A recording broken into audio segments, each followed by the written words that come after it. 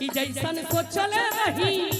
जैसन सोचले रही वैसन माई हमार बारी रोकले जैसन सोचले रही वैसन माई हमार बारी माई हमार बारी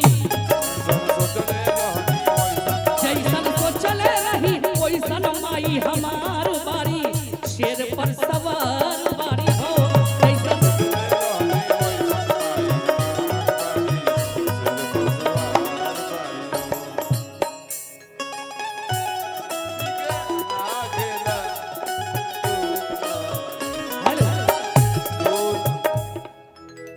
चाची हम तहर फैन जरूर हैं जानते बड़ू। हाँ बेटा सही बात है बस हम तहर बेटा हैं आ दुनिया में वो भोजपुरी में बड़ी शब्द निमन कहल बा कि ढेर जोगी मठ के उजाड़ हो जाले बड़ी सुंदर लय भाई ये लय के गावे के बा आ बिजली चाची के उहे पहचान होके के चाहिए जोन पूरा दुनिया देखले बा ये गीत के साथ तनी डांस के साथ कि जैसन सोचल रहनी अरे कि बिजली भौजी मोर बाड़ी ना हो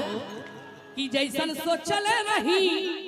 वैसन बेटा हमार बारी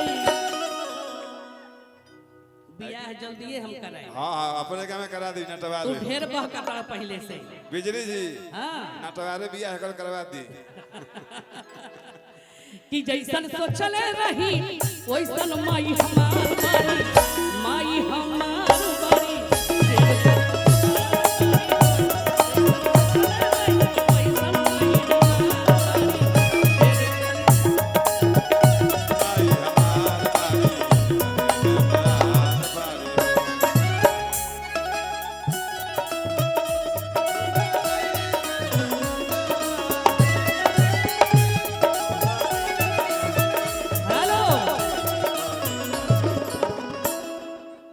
ले जाए अरे बाबा जो मौसी बनाना से बे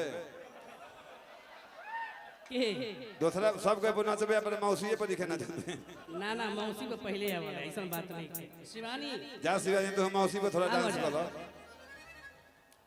आइए रिश्ता से तो मौसा लगा अगर अच्छा लगल होखे तो वो सब तनी ताली बजा दे बिजली जी का रिश्ता साउंड बाबा का मौसा लगा यही से हम कही ना कि आइल बड़ा देखे तो छुए के कोशिश मत करा मत करा आइल बड़ा देखे तो छुए के कोशिश मत करा करेंट लाग जाएगी बिजली रानी नाम है अपने से मुंह के कोशिश मत करा हम तो मुंह के कोशिश करब क्या कहते यही से हम कही ना कि छोट देख के खा जानी कि अंगूर है हाइट देख के बात मत करा बड़ी पावर बा एजे से पावर शुरू बा एजे से खत्म हो जाए खत्म हो जाए